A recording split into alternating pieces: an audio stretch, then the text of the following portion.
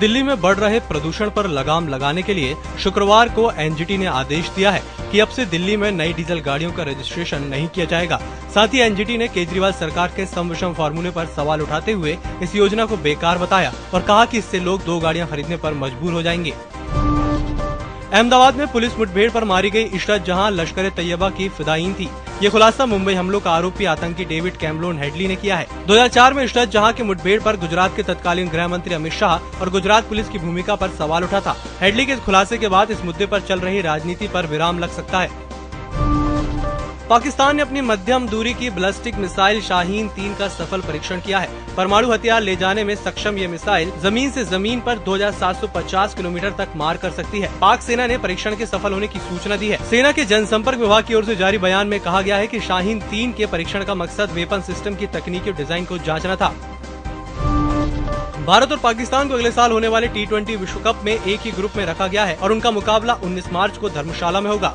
ICC ने T20 विश्व cup के ग्रुप और कार्यक्रम की घोषणा की, जिसमें 8 मार्च से 3 अप्रैल तक भारत के 8 शहरों में मैच खेले जाएंगे। अभी भारत और पाकिस्तान के बीच इस महीने के आखिर में द्विपक्षीय श्रृंखला पर फैसला नहीं हो सका है।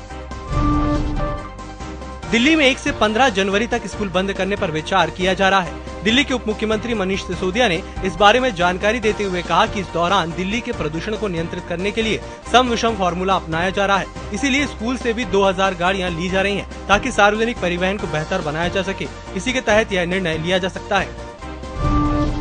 कश्मीर के ज्यादातर हिस्सों में शुक्रवार को दूसरे दिन भी भारी बर्फबारी और बारिश होने से श्रीनगर जम्मू राष्ट्रीय राजमार्ग को बंद करना पड़ा।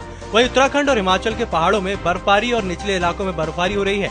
जम्मू कश्मीर के एक पुलिस अधिकारी के मुताबिक बर्फबारी में अनंतनाग जिले में राजमार्ग की जवाहर सुरंग के आसपास फिसलन हो गई है और ऐसे में वाहनों का चलना सुरक्षित नहीं है। ये राजमार्ग कश्मीर को देश के बाकी हिस्सों से जोड़ता है।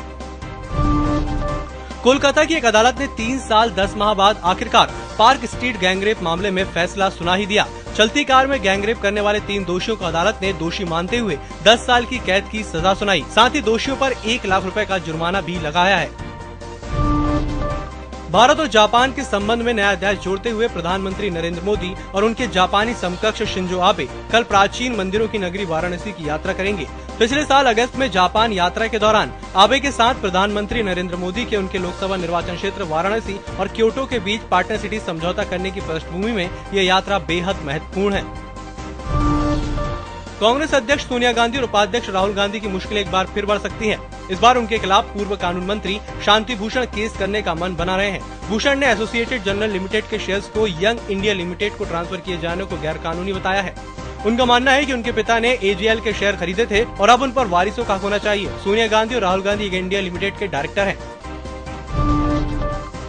प्रख्यात अभिनेता दिलीप कुमार को 13 दिसंबर को देश के दूसरे सर्वोच्च नागरिक सम्मान पद्म विभूषण से अलंकृत किया जाएगा। दिलीप कुमार आज शुक्रवार को 93 साल के हो गए हैं। The substance and the shadow नाम से दिलीप की आत्मकथा लिख चुकी उनकी करीबी मित्र उदय तारा नायर ने इसकी पुष्टि की है।